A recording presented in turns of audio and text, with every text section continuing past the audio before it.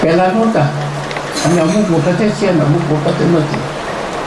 અને જે હંમેશા કાયમને માટે જે છે, જેને આપણે અવિનાશી કહીએ છીએ, જેને આપણે સત્ય કહીએ છીએ, એ ત્રણેયમાં છે. જાગ્રત અવસ્થામાં છે, સ્વપ્ન અવસ્થામાં છે, ત્રણેય અવસ્થામાં છે. કારણ કે ત્રણેય અવસ્થામાં હોય,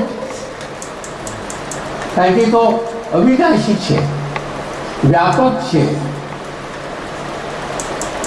સર્વકાળે છે અને સર્વત્ર છે. એટલે ગમે તે કાળમાં છે. હવે આનાથી આગળ અષ્ટાવક્રજી સમજાવે છે કે તારે મુક્તિ જોતી હોય તો તું તારી જાતને પહેલા ઓળખી લે, તું કોણ છો. તો જાગ્રત અવસ્થામાં આપણે એમ કહીએ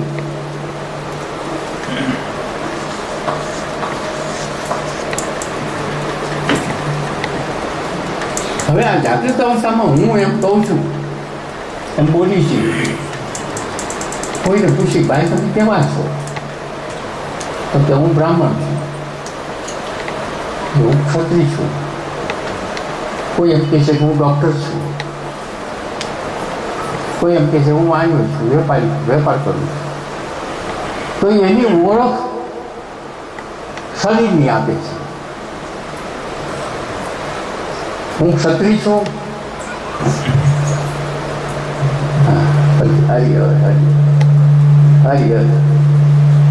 હું ક્ષત્રિય છું, હું બ્રાહ્મણ છું, તો હું ડાક્ટર છું, હું રૂપાળો છું, હું બળવાન છું, હું બળવાન છું, હું બ્રાહ્મણ છું. એટલે તમે આ ઓળખાણ આપણે શરીરની આપી છે.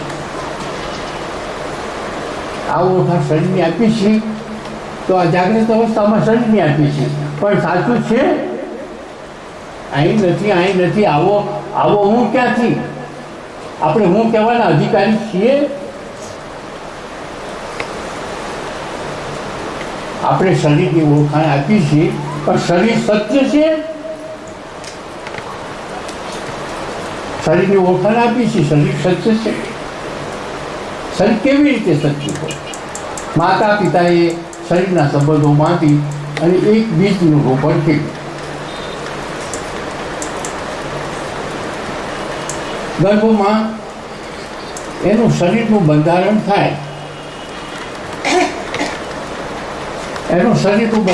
થાય, એમાં માએ કે બાપે એમાં કાંઈ પણ હિસ્સો ખરો?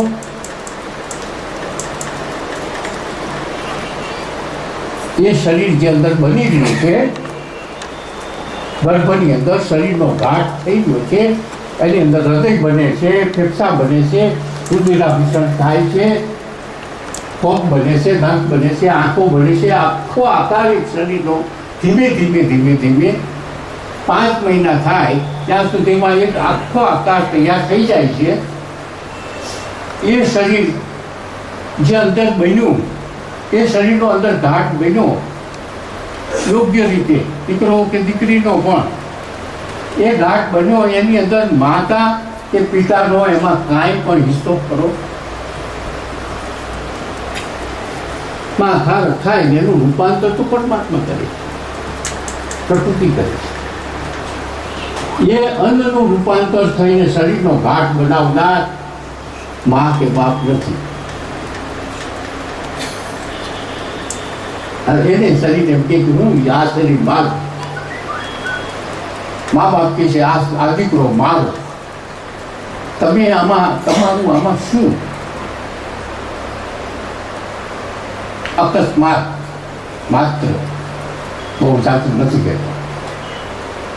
અકસ્માતમાં ગર્ભધાન થાય પોતાના આનંદ લેવા માટે થઈને, પણ એમાં પોતાનો પુત્ર કે પુત્રી બનાવવા માટે થઈને એમાં પોતે કાંઈ પણ હિસ્સો થતો નથી.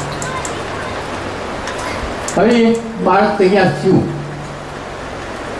ગર્ભમાં, ત્યારે જીવ નથી. પ્રકૃતિએ માત્ર શરીરનો ઘાટ બનાવ્યો, અંદર શરીરનો ઘાટ બનાવ્યો. જેવું બીજ રોપણ થયું એવો ઘાટ થયો. હવે એવો ઘાટ વાળું જે શરીર બન્યું, હવે બીજું કોઈ જીવનું શરીર જે છે એ છે શરીર છોડ્યું એ જીવાત્મા રખડે છે. એની વાસનાઓ છે, એના ઋણાનુબંધ છે, એના સંચિત કર્મો છે, અને એ પ્રમાણે એ ક્યાં મને યોગ્ય લાગે એવું શરીર ક્યાં તૈયાર છે એ શોધે છે. મારે હવે આવું શરીર જોઈએ છે, અને એવું શરીર મને ક્યાં મળે, ક્યાં મારી વાસનાઓ તૃપ્ત થાય, કઈ જગ્યાએ મારું એનું ગેણું પૂરું થાય. કારણ કે ઘણા સંતાનો દેવા આવતા હોય છે, ઘણા સંતાનો લેવા આવતા હોય છે, પણ આપણે એને દીકરો કહીએ છીએ કે આપણે એને દીકરી કહીએ છીએ, પણ એ શરીરમાં બન્યા પહેલા જીવ જે હતો એ આપણો દીકરો હતો કે આપણી દીકરી હતી? એને આખા મનુષ્ય સમાજમાંથી કોઈ પણ પશુ પક્ષીમાંથી જે જીવ છૂટો પડ્યો એ જીવ ફરતો ફરતો ફરતો ફરતો આ જે એની વાસનાઓ જ્યારે પૂરી થાય એની તૈયારી હોય, એને બધું યોગ્ય એને યોગ્ય જ્યારે વાતાવરણ મળે, આ જે જીવ જે શરીર ગ્રહણ કરે છે એમાં પરમાત્માની કોઈ હાથ નથી.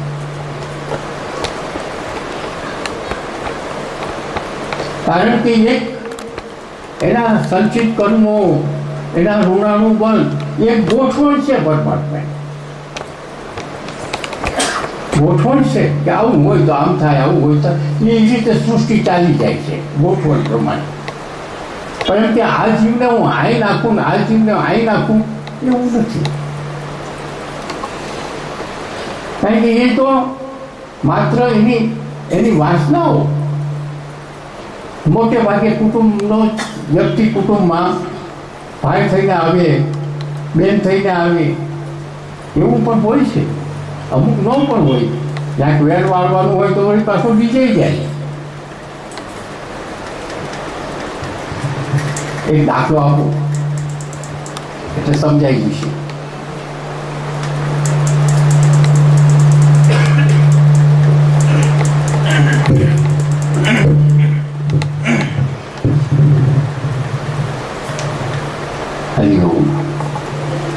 આ જીવાત્માનો એક દાખલા દ્રષ્ટાંતથી સમજાઈ જેવું છે. મારા દાદા તો તમને તો બધાને લગભગ ઘણા ખરાને થાય છે કે મારા હંસદેવ મહારાજ મારા દાદા ગુરુ હતા. એમનો એક દ્રષ્ટાંત છે. એક વેપારી હતો, બહુ નજીક નથી ગમતું, બસ એનું દ્રષ્ટાંત છે. એક વેપારી હતો, અનાજનો વેપારી, ઊંચી દુકાન, ગામડાની મોટી દુકાન, અને અનાજની ગુણો ખડકેલી વેપાર, પોતે ગલા ઉપર બેસે. એમાં એક કસાઈ 4-5 બકરા લઈ નીકળ્યો. 4-5 બકરા લઈ નીકળ્યો અને આ દુકાન આવી. એમાં એક બકરો દોરી તોડાવી અને ઠેઠ ઊંચી દુકાન ચડી અને અંદર પૂરમાં ઘડી ગયો. અંદર ઘડી ગયો. પેલો કસાઈ કહે કે મારો બકરો તારી દુકાનમાં ઘડી ગયો. બરોબર એ ટાઈમે એક સાધુ ભિક્ષા માંગવા ગયો. પણ ભિક્ષા આપે ક્યારે કે આ બેનું કાંઈક નિવડો આવે ત્યાર પછી આપે ને. આ બેનો રકચક ચાલતી હતી. પેલો બિચારો તો ભિક્ષા લેવા ઊભો હતો સાધુ, ને એ પછી ઊભો જોયા કરે. પેલો કે મારો બકરો લાય, પેલો કે તારો બકરો લઈ જાય. અને બકરો લેવા ઘર અંદર ગયો કસાઈ. પણ ખેંચવાઈ ગયો તો બહુ બૂમ બવાના પાડવા માંગ્યો, વધારે ગુણોની અંદર ગળી ગયો. એટલે શેઠને દઈ આવી કે બકરો આવી ગયો છે મારા દુકાનમાં, તો ભાઈ તું હવે એને રવા દે કે બહુ, અને તું ત્યાં જઈને કસાઈ મારી નાખીશ, એના કરતાં તું પૈસા લઈ જઈને ભલે છૂટો મૂકી દે. વેપારીએ કીધું કે પૈસા તારી જે કે લઈ દે. એટલે પેલો કસાઈ કે મને આટલા રૂપિયા દે. તો શેઠ કે આટલા બધા રૂપિયા હોય, બકરાની કિંમત તો અત્યારે બહુ આટલી છે, પણ હું તો એનો વેપાર કરવાનો છું, એમાં મારો નફો છે, બધું હું તો લઉં. એટલે કે નફો નહીં, તારી મૂળ કિંમત લે. આ બે વચ્ચે વાતચીત ચાલુ. પણ બોલો શેઠે નમતું ન આપે, કસાઈ નમતું ન આપે, બેનો ઝઘડો ચાલ્યો. ચાલતા પછી છેવટે શેઠ ખીજાઈ ગયા, લઈ જા તારો બકરો, મારે નથી થતો, હું પૈસા નહીં દઉં તને વધારે. ને પેલો કસાય તો ઘેરો દોરી જાલી, ટાંટિયા જાલી, બે કરતો બકરો તો બિચારો માંડ ગુણોમાંથી ખેંચાતા એટલું શું પછી ખેંચી લઈ ગયો. શેઠ નવરા પડ્યા. એટલે સાધુ તો છે જ. સાધુ જ્યારે બકરો લઈને જાય છે કસાય, એટલે સાધુને હસવું આવ્યું. શેઠે જોયું, કેમ મહારાજ તમે હસ્યા? એટલે કે કાંઈ નહીં ભાઈ, આ તો હસવું આવ્યું મને. તો કે ના કયો? તો કે ના, કાંઈ કહેવા જેવી વાત નથી. એવું કહેશે ને ભિક્ષા દેવી હોય તે ભિક્ષા આપી દેવું. હવે લગભગ અઠવાડિયું છું તો એ સાધુ ભિક્ષા માગતો આ જ શેઠને ઘેરી ગયો. દરવાજો ખુલ્લો છે, અંદર શેઠને શેઠાણી જમે છે, અને એ ટાઈમે જ ભિક્ષા માગવાનું યોગ બન્યો. ભિક્ષા તો માંગી, પણ પેલા બે જમે છે, એને ઊભું તો રહેવું જ પડ્યું. હવે ઊભો છે સાધુ, ત્યાં એક ઘોડિયામાં એક છોકરો રડવો માંડ્યો. શેઠાણી ઊભા થયા, ઘોડિયામાંથી છોકરું લઈ અને પોતાને જ્યાં એની થાળી પડી છે ત્યાં જમવા જાય છે. હવે ઘોડિયામાંથી છોકરાને લઈને જાય છે, ત્યાં રસ્તામાં છોકરાએ પેશાબ પીધો. તો બરોબર શેઠના ભાણામાં થોડાક ટીપા પીડ્યા. શેઠાણી તો જમવા બેસી ગયા, પણ પેલા ટીપા પડ્યા ભાણામાં જમે છે. શેઠને કીધું દીકરાનું પૈસા છે ને, હવે આ બધા દાળ ભાત ક્યાં પગારવા, છોડીને ખાઈ ગયા. શેઠ છોડીને ખાઈ ગયા. દીકરાનો પૈસા ક્યાંથી? માંડ કેટલા વર્ષે કેટલી માનતા એ છોકરાનો જન્મ થયો છે, કેટલી માનતાઓ કરી ત્યારે. પણ આવું બન્યું ને એ સાધુએ જોયું એટલે શેઠ હસ્યા. વેપારી જમે છે એટલે શેઠને એને જમવાનું સાધુને હસવું આવ્યું. શેઠ જોઈ ગયા કે મહારાજ પાછા તમે હસ્યા, આમાં શું પૈકી એવું કાંઈ તમે કયો? એ કાંઈ કહેવા જેવી વાત નથી ભાઈ, મને તારે જે આપવું યાર. બહુ આગ્રહ કર્યો કાઢાવવા માટે, પણ શેઠ અરે સાધુ માયના નહીં, સાધુ યાર ભિક્ષા આપી દીધી. વળી પાછો થોડોક ટાઈમ થયો, 10-15 દી થયા, ત્યાં વળી પાસે એક શેરીમાં શેઠ અને સાધુ ભેગા થઈ ગયા. તો શેરીમાં ગાડી ઊભી રાખેલી, અને ગાડી પાસે શેઠ ઊભા સામે બંગલો. બંગલાની સૂચના આપે કે હવે તમે આ કરજો, પછી આવો કલર કરજો, પછી આમ કરજો. એ બંગલાની અંદર સૂચના આપે. ત્યાં પેલા સાધુ આવ્યો ને એટલે શેઠ જોઈ ગયા કે હા આવો મહારાજ આવો, કારણ કે હવે 2 વખત મુલાકાત થઈ એટલે ઓળખાણ થઈ ગઈ સારી રીતે. એટલે કે મહારાજ જુઓ આ પેલો બંગલો બને છે ને આપણો છે, આ જે કલર થાય છે ને બધું થાય, કાલે વાસ્તુ છે, અને કાલે વાસ્તુ છે ને તમારે આવવાનું છે જમવા. આવ્યા વગર જવાનું નથી, તમારે જમવા તો આવવું જ પડશે. કાલે વાસ્તુ છે બપોરે. હવે સાધુ જવાબથી સાધુને હસવું આવ્યું પાછું. એટલે વળી પાછા શેઠને પેલી બત્તી થઈ કે આ 2 વખત તો હસ્યા અને આ વળી પાછા હશે. આનું રહસ્ય તો કહેતા નથી. શેઠ કે હવે હું તમને છોડીશ નહીં. તમારે આ રહસ્ય શું છે, તમે શા માટે હસો છો, એ કંઈક મારા ઉપર જ છે અને તમે મારા ઉપર હસો છો. પણ એ રહસ્ય તમારે કેવું જ પડશે. હવે છૂટતો નથી અને હું આજ ફ્રી છું, હાવ નવરો છું. તમે આનું રહસ્ય મને કહ્યું કે ભાઈ આ રહસ્ય કહેવામાં મજા નથી, તું રવા દે. કે ના, જે હોય તું તારેથી સહન નહીં થાય કે હું સહન કરીશ, ગમે એ હશે મને કહો. એટલે કે જો ભાઈ સાંભળ, તો પહેલાં વહેલા હું તારી દુકાને આવ્યો, પેલો કસાઈ બકરો લઈને જતો હતો. એ 4-5 બકરામાંથી તારો બાપ હતો ને એ જ બકરા ચડી ગયો. તારો બાપ હતો અને એને આખા જિંદગીમાં ક્યારેય દાન પૂન કીધું નહોતું. એટલે એ છેટે બકરો થયો અને આ તારી દુકાન પાસેથી નીકળ્યો ને જન્મથી મારો દીકરો છોડાવશે મને આ કસાઈખાનામાં. એટલે એ દોરી તોડાવી ઘરી ગયો. પણ તે થોડાક પૈસા હાટું થઈને તારા બાપને કસાઈખાને મોકલ્યો. બોલ તારે આવું કે હા આ મને દેખાય છે તારો બાપ જ હતો. આ બધું છું એટલે બકરો થયો. ભાઈ ગઈ તમે જે કરીએ પણ પેલું મારા જે તમને ઈચ્છા કરી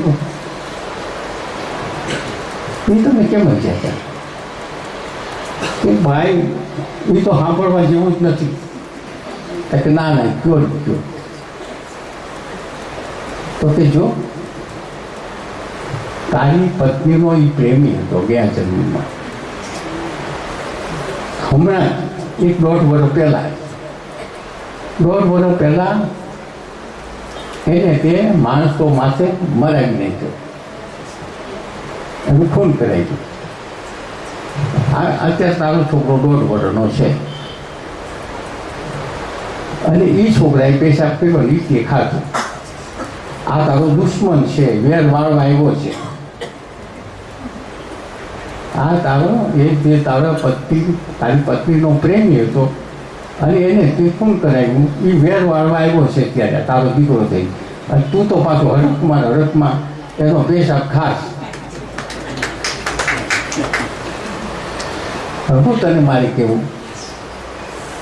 તો કે હવે શું આ જે તું બંગલો બનાવે છે એ તો તારો દીકરો ભોગવશે. માં અને દીકરો બે થઈ ગયા. હવે પેલા પ્રેમી હતા બે, પણ હવે એ માં દીકરો બન્યા એ ભોગવશે. કાલ તો તારું મૃત્યુ છે. હવે તો હું ભોગવવાનું છે. વાત આ છે જીવાત્માની અને શરીરની અને કુટુંબની. આવા તો અનેક દાખલા છે અને સાચા પણ છે. કોઈ જીવ એવા હોય કે વેર વાળવા આવતા હોય, કોઈ જીવ એવા હોય કે આપણને દેવા આવતા હોય, કંઈક લેણું હોય દેણું હોય. કોઈ આપણા વડીલોમાં પણ એવું હોય છે એને આપણા સગાઓ પ્રત્યેની ખૂબ વાસના હોય છે, તો એ પણ દીકરા દીકરી થઈને આવતા હોય છે. એટલે મૂળ વાત એ છે કે આ જે છે સ્થૂળ શરીર અને સૂક્ષ્મ શરીર, એ સૂક્ષ્મ શરીર જે આપણા ગર્ભની અંદર જે 5 મહિનાનું થાય ત્યારે આવા કંઈક ઋણાણુ બંધ હોવાને કારણે એ 5 મહિનાના અંદરના બાળકના તાવડામાં થઈને માના ખોરાક માટે થઈને અંદર જાય છે અને તાળવામાં થઈને પ્રવેશ કર્યા પછી એમાં જીવ આવે છે. આપણે કહીએ એમ નહીં પણ હકીકત છે આ. અને પછી 5 મહિના પછી આપણે એને બધી જે શ્રીમતની વિધિના તે બધી થાય છે જીવાતમાં આવ્યા પછી.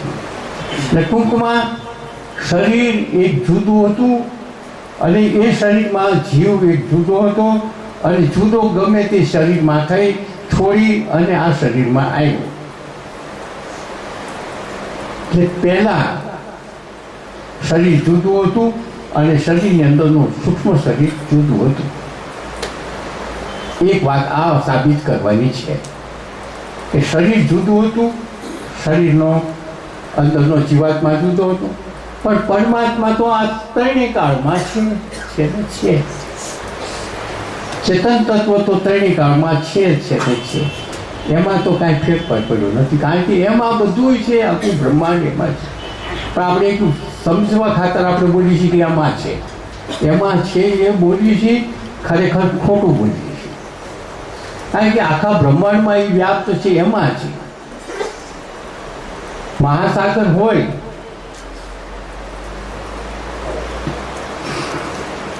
એક બહુ સરસ દ્રષ્ટાંત છે કે એક નાની એવી માછલી, મહાસાગરની માછલી પૂછે છે એની મમ્મીને કે મમ્મી મહાસાગર ક્યાં આવ્યું, મહાસાગર ક્યાં આવ્યું? તો મમ્મી કે બેટા મને નથી ખબર મહાસાગર ક્યાં આવ્યું. કારણ કે હું જાણતી મહાસાગરની માછલી કે છે મહાસાગર ક્યાં આવ્યું, એ તો મને ખબર નથી. આપણે બીજીને પૂછ્યું, બીજી કે મને ખબર નથી, ત્રીજી કે મને ખબર નથી. મહાસાગર ક્યાં આવ્યો કે છે બધા કે મહાસાગર છે, મહાસાગર ક્યાં આવ્યો હોય તો મને ખબર નથી. ત્રીજી, ચોથી, પાંચમી થોડું થયું કે આપણે જાણ્યું તો ખરા. હવે એ ઘરની માછલી હતી, પણ એની માછલી પાસે જાતા જાતા કેટલી આવી ભેગી થઈ, કેટલી વહી ગઈ, છૂટી પડી. જાણવાની ઈચ્છા તો પેલી એકને જ હતી. ત્યારે એ ઘરની માછલી હતી એને કીધું કે તમને ખબર નથી કાંઈ, આપણે જે છીએ ને આપણે જ મહાસાગરમાં છીએ અને આપણે પણ મહાસાગર જ છીએ. વાત એ છે કે આપણે ક્યારેક ગમે ત્યારે એમ કહીએ મારા મહાત્મા છે, તારા મહાત્મા જુદો છે, આનો આત્મા આવો છે, નાનો આત્મા આવો છે, નાનું ચેતન આવું છે. હકીકતે આપણે બધા મહાસાગરમાં છીએ, આપણે બધા બ્રહ્મ તત્વોમાં છીએ અને અસીમ છે, એમાં આપણે બધા ડૂબેલા છીએ અને એમાં ફરી છીએ. જેમ માછલી મહાસાગરમાં ફરતી હતી અને માછલી મહાસાગરમાં ફરતી હતી, મહાસાગર શોધે તો ક્યાંથી ચડે? બહાર નીકળવું પડે તો મહાસાગર દેખાય, પણ બહાર નીકળે તો જીવે જ નહીં. એવી રીતે આપણે પણ જો આપણું તત્વને જોવું હોય તો બહાર નીકળવું પડે, અને બહાર નીકળ્યા પછી હોય જ નહીં. આપણે નીકળી શકીએ એમ જ નથી, કારણ કે એનો છેડો જ નથી, અંત જ નથી, અનંત છે તો એનો છેડો નથી ને. કદાચ માનો કેવી કલ્પના કરીએ કે આપણે નીકળીએ તો એના વગર તો કાંઈ શક્ય જ નથી કોઈ ચીજ.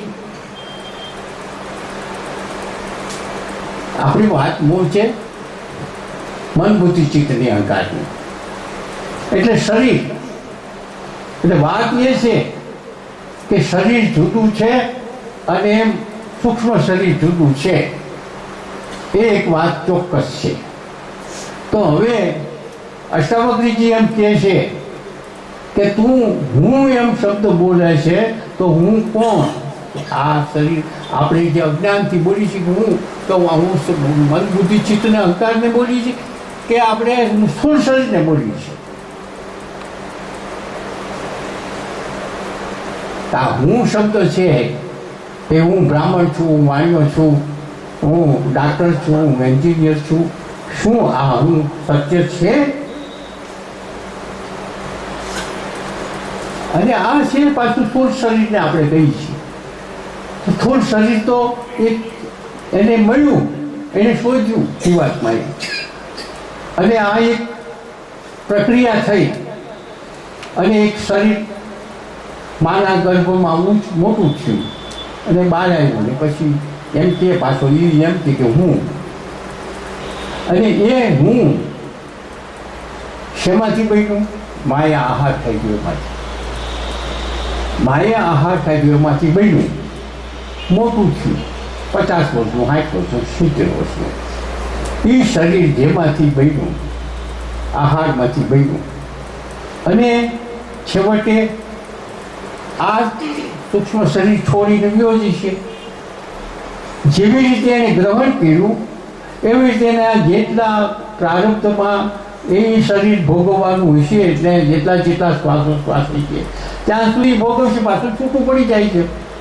એ શરીર છોડીને ગયો જાય છે. એને જેટલા ટાઈમ સુધીમાં એના ગ્રહ નક્ષત્રો પ્રમાણે એને જેટલું ભોગવવાનું હતું ત્યાં સુધી એને એ શરીરને ભોગવ્યું, વળી પાછું છૂટું પડી જાય છે. તો આને આપણે હું કહીએ છીએ કેમ સત્ય છે, કેમ કહેવાય? આપણે ઓળખ આપીએ છીએ કે હું હવે એ શરીર છે, આ જીવાતમાં તો છૂટો પડી ગયો, હવે તો છોડી દેવાનો. બાપ એક જગ્યાએ હું ખરખરો કરવાઈ ગયો, પણ ખરખરો એવી જગ્યાએ ગયો હતો કે જે કંઈક સત્ય હું બોલી શકું.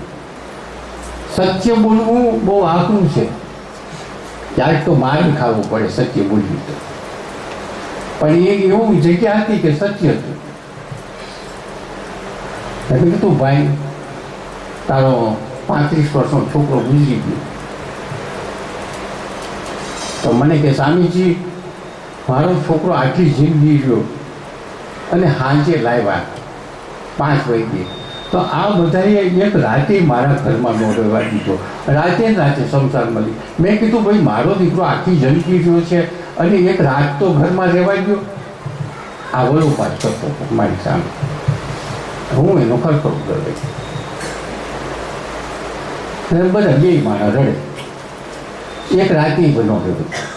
મેં કીધું રાત કોને રહેવું, રાખવો તો તારે, રાત તારે કોને રાખ? મારા છોકરા.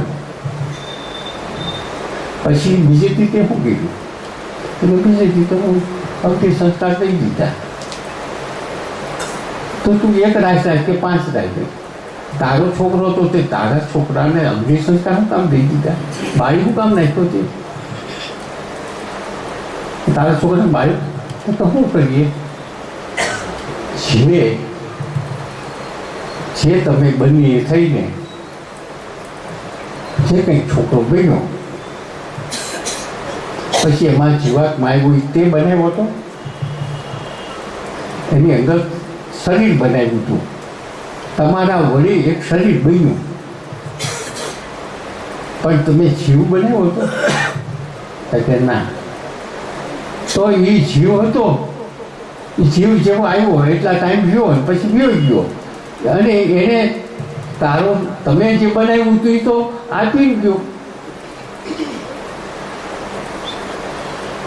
તમે 2 જણાએ થઈને જે કાંઈક બનાવ્યું હતું એ તમે આપી ગયો, એને શું કામ તમે મારી નાખ્યું?